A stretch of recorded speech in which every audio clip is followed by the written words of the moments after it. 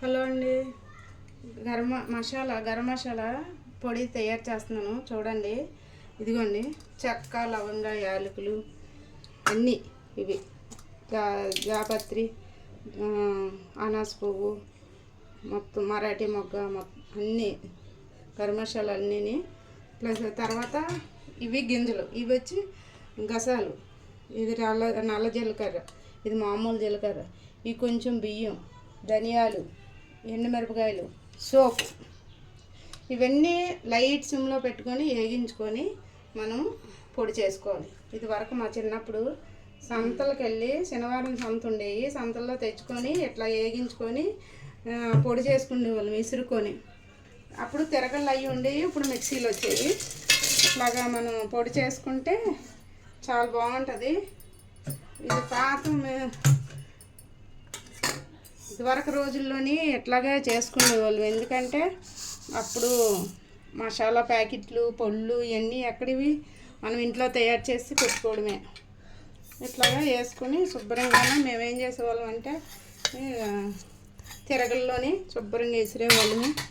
ఒక్కొక్కటి వేసేసుకొని మొత్తం గింజలన్నీ వేసేసుకొని ఇట్లాగా మనం శుభ్రం పొడి చేసేసుకోవాలి. అన్నీ వేగించండి, అన్నీ లైట్ సిమ్లో పెట్టుకొని మాడిపోకుండా వేయించుకోవాలి. సోపు, జీలకర్ర, ఎండుమిరపకాయలు, కొంచెం ఉప్పు కూడా వేసుకోవాలి. ఎందుకంటే ఉప్పు మసాలా పొడి పాడవకుండా ఉంటుంది. మనం ఎక్కువ వేసుకోక్కర్లేదు, కొద్దిగా. చూడండి, కొంచెం వేస్తున్నాను, పాడవకుండా ఉంటుందని. ఇది నాకు పొడిగా ఉంది, పెట్టింది ఉప్పు, లేదంటే మీరు వేపుకోవాలి. వేపేసి ఉంచాను మొన్న, అది ఇప్పుడు వేస్తున్నాను. చూడండి, మిక్సీ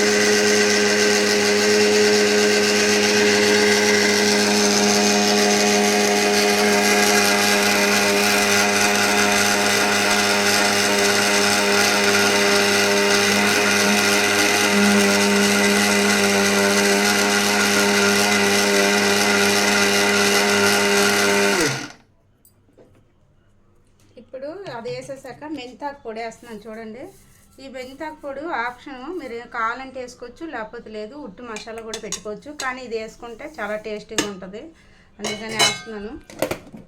మనం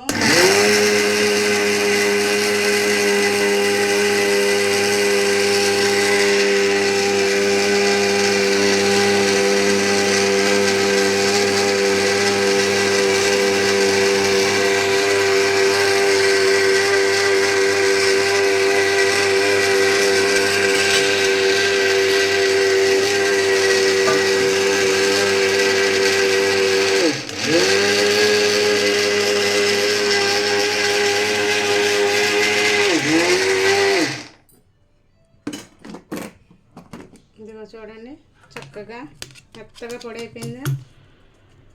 ఇట్లా చేసి పెట్టుకుంటే మనం మసాలా పలావ్లోకి, చికెన్ మసాలా, మటన్లోకి, దేనికైనా వాడుకోవచ్చు. చేపలకు తప్ప, నీసు కూరలోకి, చేపల్లో తప్ప. కొంతమంది వేసుకునే వాళ్ళు, అంటే మేమైతే మా చేపల కూరలోని మసాలా వేయము, పొడి వేయము. మీరేమైనా వేసుకుంటే దాంట్లో కూడా వేసుకోవచ్చు. చూడండి, చాలా బాగుంటుంది.